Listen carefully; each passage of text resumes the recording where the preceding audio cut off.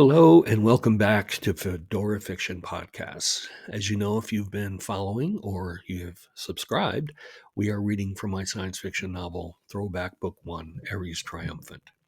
We are up to Chapter 12, A Punch in the Throat. O'Shea strode through the habitat and waited impatiently at the airlock between the habitat and Mag's shield unit. How long has the alarm been going? He asked his Lima as the airlock depressurized. Base Lima reports the alarm began 22 minutes and 20 seconds ago, she replied. The auto-resuscitation sequence has been initiated. That gives us less than 40 minutes to get the unit back into the habitat, he muttered, pushing past the still opening airlock door. He strode through the workroom and out to the exterior airlock. Is there a freight bot around here? He asked. Base Lima says the 8C should have one on board, his Lima replied. O'Shea opened the cargo doors on the 8C and saw the flashing alarm indicator on the unit closest to the doors. He looked around. Where's that freight bot? Base Lima reports it is stored above your head and is controlled from the cabin. We really don't have time for this, O'Shea muttered testily. He walked to the front of the cargo hold and fidgeted impatiently as the airlock door opened. He stepped inside and paced in the small space until the cabin door opened. He practically leapt at the control console. Now, where the hell are the bot controls? He asked as the control screen lit up. Cargo functions. He touched the appropriate icon and a camera view looking down on the cargo hold and a touchscreen type of joystick appeared. He pushed the forward icon on the virtual joystick and the view descended and righted so to be facing the hold. He moved the stick so that a set of crosshairs was fixed on the failing stasis unit and pushed the stick forward. The unit appeared in the camera view and a notice appeared. Cargo acquired. He used the stick to turn the unit around and steered it toward the cargo doors. A red warning appeared on the screen. Cargo ramp not extended. O'Shea scanned the console. Cargo ramp, he muttered. Cargo ramp. He found the icon and tapped his fingers anxiously as he watched the progress bar build to completion. Cargo ramp extended appeared on the screen, and O'Shea steered the bot, carrying the unit down the ramp and toward the airlock doors. Have Base Lima open the doors on my command, he instructed his Lima. Open the doors to the workroom, please. He saw the door slide open on the camera view and steered the unit through the workshop. Now depressurize the airlock to the habitat. He drummed his fingers as he waited. The door slid open and he steered the bot into the airlock. Again, he fidgeted anxiously as the airlock repressurized. He saw the door slide open and he drove the bot into the habitat with relief. How much longer on the resuscitation sequence? He asked his Lima. 18 minutes and 45 seconds was the reply. Okay, I have time to get the bot back here. He looked at the screen. Oh, there's an auto retrieval function. He touched the icon and watched as the bot returned through the magfield unit, even waiting automatically for the airlock doors. Sweet, O'Shea exclaimed as he watched the bot return to its storage position in the cargo hold. As he did on the way in, O'Shea fidgeted nervously as he waited for the airlock in the 8C to allow him to pass, and again as he returned to the habitat. He rushed in to examine the stasis unit. How long do we have left? He asked breathlessly as he removed his helmet. 4 minutes and 23 seconds, his Lima replied reassuringly. You'd better have Base Lima fire up the medical unit, O'Shea advised. We don't know what kind of shape this person will be in. As you wish. O'Shea was suddenly mesmerized into stillness by the progress bar on the stasis unit. He watched it lengthen, staring as everything else was tuned out. When it reached 100%, he held his breath as the doors opened and revealed the occupant, a diminutive, dark-haired woman who remained motionless in the unit, eyes closed. O'Shea looked for signs of life for a long count of 3. He was about to rush over and grab her to carry her to the med unit when she abruptly sat up and looked around. Her almond eyes fixed on O'Shea as she addressed him in a high-pitched, almost childlike voice that contrasted jarringly with her words. What the fuck? She demanded angrily. I'm still on fucking Mars? Who the fuck are And why the hell did you resus me before we got to Earth? Startled, it took O'Shea a moment to find his tongue. I'm Adam. Well, Adam of Eos, she said, climbing out of the unit. You'd better have brought some rations, because we're fresh out and I'm starving.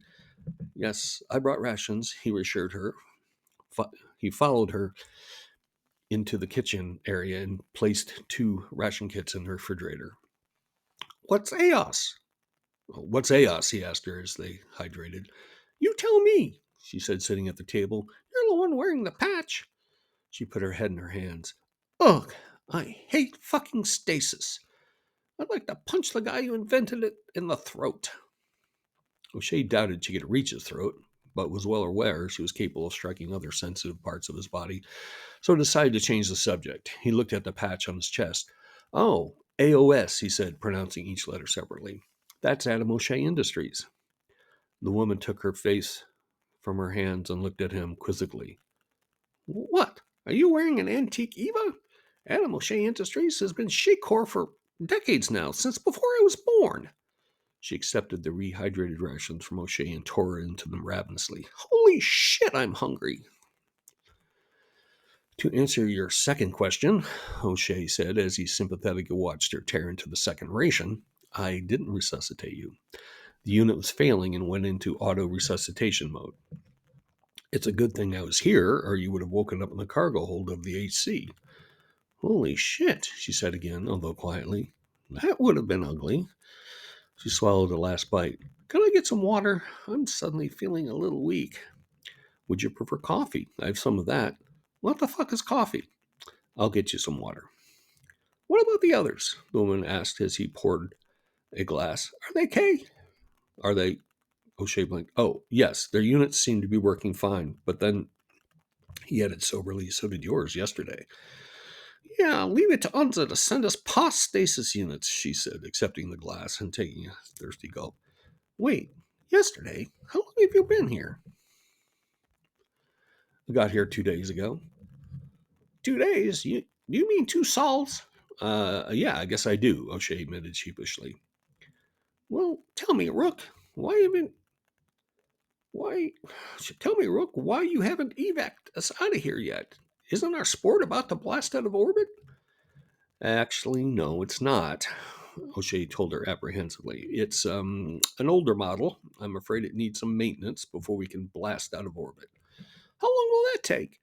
I have no idea. What does the tense crew say? Haven't they given you an estimate? Tense crew, O'Shea repeated quietly to himself. Oh, maintenance crew. No, he admitted uncomfortably. Why the hell not? What the fuck is going on? They tell us to get into stasis because we're leaving immediately. Now you say you've been here 2 days and that the sport needs maintenance? Fucking typical on the cluster. She sighed and shook her head. First, they send us past stasis units, then a past sport. And she shook her head again. So what else is new? She asked rhetorically. The O'Shea base has always been on the UNSA shit list. She looked at him. Hasn't it, Rook? Or haven't you been UNSA long enough to figure that out? I'm not with UNSA, O'Shea replied. That's right, she said sardonically. You're with AOS, whatever the fuck that is. She heaved another resigned sigh. So what's the plan, Rook? First of all, he said evenly but firmly, my name is Adam, not Rook. And second, what the fuck, as you would say, is your name? The woman had the decency to look briefly abashed. Sorry, I thought you knew. Clara, she said. Clara Zhang. O'Shea extended his hand. Nice to meet you, Clara. For her part, Clara looked startled, then bemused as she shook his hand. There's something old school about you, she observed with a puzzled smile.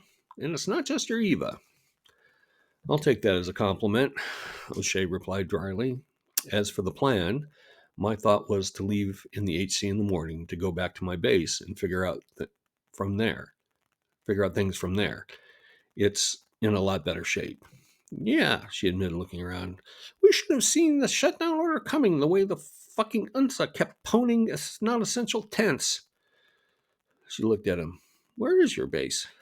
It's 400 kilometers east of here. At the refining station? Near the refining station. What's left of it, O'Shea could not help muttering. What was that? I didn't hear you. I said my base was near the refining station, but the station is deserted. I thought you said the sport needed tents. Where did the gas goons go? She suddenly looked abashed again. Sorry, you don't work there, did you? They evidently took another transport, O'Shea replied matter of factly. And no, I didn't work there. So what happened? You lose that 7 card and you have to collect up the weed fuckers? That's what they call us, weed fuckers. I told you I didn't work there, O'Shea said, adding impishly, and I never lose at 7 card. Jang returned a smile with an appraising one of her own. Never say never, Adameos, her expression sobered. So what do we do now? I'm going to load my AT onto the high cap and double check the other stasis units, O'Shea replied. The trip back would not be a good time to receive another surprise guest. As for you, I suggest you look around for anything you want to bring with you. I'll make sure it gets on the HC. Then I suggest you get some rest. Stasis is not sleep. Yeah, no shit. Zhang stretched in her chair. How long was I under anyway? O'Shea replaced his helmet and pretended not to hear. As he moved through the habitat toward the exterior airlock, Lima prodded him verbally from inside the helmet. Dr. Zhang wants to know how long she was in stasis. Shouldn't we tell her? Yes, Lima, we should. I just want to break it to her gently, he said as he waited for the airlock to depressurize. You've been quiet. I was waiting for you to introduce me, Lima retorted petulantly. That was very astute of you, O'Shea commended. She's got a lot to take in and not much time to do it. I appreciate your sensitivity. Well, I do my best, Lima sputtered, thrown by the compliment.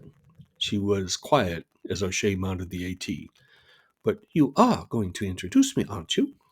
Of course, O'Shea reassured her as he drove the AT out of the airlock and around the building to the mag field airlock. You're an essential part of the team. O'Shea loaded the AT, took another look at the stasis unit's display panels, and proceeded to go through the airlock to the cabin. He activated the dashboard and, as it lit up, asked, Lima, are you able to run the code on this thing? I want to make sure it'll get back to our base. I don't see why not. There was a momentary silence, and the announcement, the code appears intact. Thank you. O'Shea took a seat in the cockpit. So you think I can trust this thing to get us back? I think you'll feel safer in this than in the AT, Lima pointed out. I rebuilt that AT with my own hands, and I've never seen one of these before.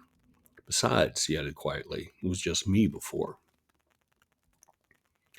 O'Shea returned to the habitat and stripped off his EVA and made sure all his batteries were charged and the oxygen bottles were filled. He was about to leave and head for his bunk when a thought occurred to him. He opened other lockers until he found an EVA that looked his size to Zhang and made sure the batteries and oxygen bottles were filled for that. Only then did he move to the bunk room. Once there, he was not at all surprised to see of the 6 bunks, Zhang had chosen the one he had been using. He chose another and drifted off to sleep. Zhang was as irritable waking up from sleep as coming out of stasis, but a rehydrated ration and the promise of a bed in the HC brought her compliance.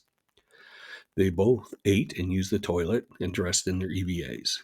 As they walked through the habitat helmetless, O'Shea said, Base Lima, ready. Reduce all power consumption to minimum and go into standby mode. Reducing power consumption. Going to standby. Goodbye, Base Lima, O'Shea said quietly as he put his helmet on. That, Zhang said sleepily, is not a stand-up command. The two boarded the HC and went through the airlock. Instead of heading to the bed, Zhang parked herself on one of the seats and made to remove her helmet. You'll want to wait, O'Shea said through the headset, raising one hand. The heat hasn't come up yet. Zhang slumped in the seat. I hate these fucking things. I never realized how fucking claustrophobic I was till I came to Mars. O'Shea started up the HC and manly drove it out of the airlock. It was only as they passed what had been the ag dome that he engaged the auto navigation mode and sat back. Zhang sighed. All this because of one man's hubris. Hubris? What do you mean? Arrogance, overweening pride, assuming the power of the gods. I know what hubris means. O'Shea replied irritably. What does it have to do with this? What? The question seemed to take her from a reverie. Oh, you probably don't know the history of this space. 56 years ago, this guy, whose name was Adam too, by the way, Adam O'Shea of AOS, she looked at him for sign of recognition. For his part, O'Shea simply nodded. Adam O'Shea decided he would create a biopreservation zone on Mars to preserve organisms that were becoming extinct on Earth. He filled an entire sport with specimens and biospheres like those outside and blasted off for Mars under stasis. What he didn't know was that his sport was sabotaged and he never made it to Mars. For all anyone knows, he's on his way to Alpha Centauri. I think I heard something about that, O'Shea admitted dryly. But where does hubris come in? This guy's friends demanded an investigation, and when it came out that members of the UNSA board were implicated in the sabotage, these friends embarrassed UNSA into establishing the biopreservation zone. So they did, exactly as he had planned it. So it was a shitty plan. The guy planned to create environments from Earth on a planet that was almost twice as far from the sun, has no magnetic field, little atmosphere, and what there is of that is toxic. Shit, even the soil is toxic with perchlorates. Not even fucking bacteria can grow here. Plus, he puts the whole thing at the polar ice cap where it's even colder and darker. Well, O'Shea shifted uncomfortably in his seat. There's water there. There's water at the fucking equator, she countered. 3 meters of permafrost. It's harder to extract, but shit, at least you have warmer temps and daylight. That does sound like it would have been a better idea, O'Shea admitted weakly. Better, maybe, but still shitty. Mars is not Earth. Nothing from Earth can grow here without a shitload of effort. But because it was about preservation and not adaptation, there was no money to develop an organism that could grow here. Smart people gave it a real effort for 50 years, and we could barely get trees and grass to grow, let alone crops or environments to support wildlife. She paused for a deep breath. No, it was hubris. O'Shea had more money than sense. She sighed and shook her head regretfully.